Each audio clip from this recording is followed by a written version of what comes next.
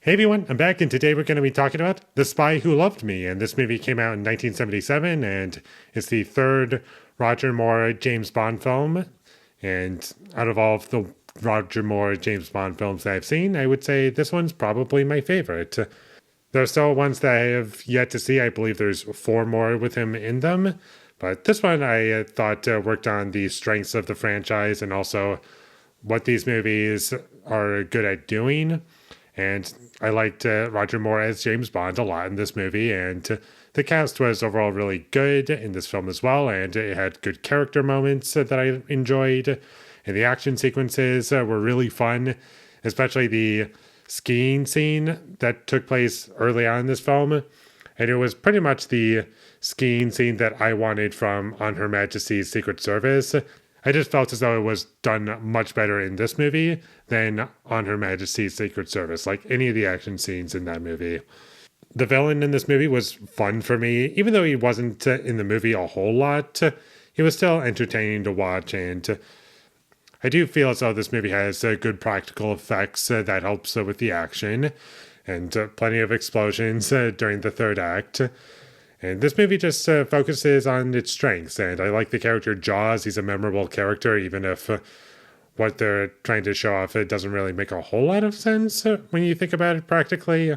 Like, it just felt a little too supernatural, in my opinion, but still, it wasn't so far out there, and the times in which his biting was used. It wasn't in the movie much, and he's mostly just used as a big, giant man who's supposed to be a big threat. And for that, I thought he worked very well. There was a nice little reveal about two-thirds of the way through the movie. It might have been earlier, but I thought it was well handled, and the characters were interesting, and I liked the directions the story took. It was fun. I wasn't bored by any of this. It was 2 hours long, perfect runtime for it. Wouldn't cut out any of it, and I love the inclusion of classical music in this movie. I thought it worked very well. And it's used in ways in which you would probably expect, but it's still effective in my opinion. And also I enjoyed the opening credits song. I thought that it was adding to the film without taking much away from it, and there was a nice usage of the James Bond theme that I found to be pretty cool. I also found it funny just how much of these James Bond movies are just in either Austin Powers or Archer. I was getting a decent amount of enjoyment from that alone, and the character Triple X I found to be pretty funny for a couple of reasons. One being Xander Cage, obviously, and the other one you probably already know.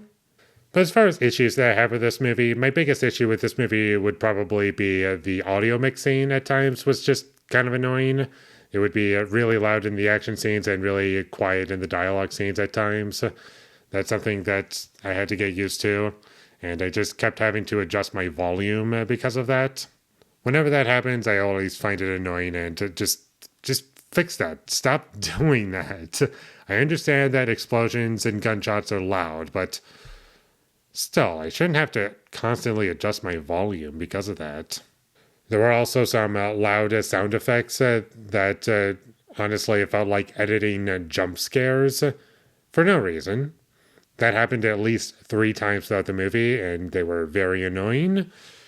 And some of the editing was a bit poor, and it kind of showed in terms of how scenes were edited together.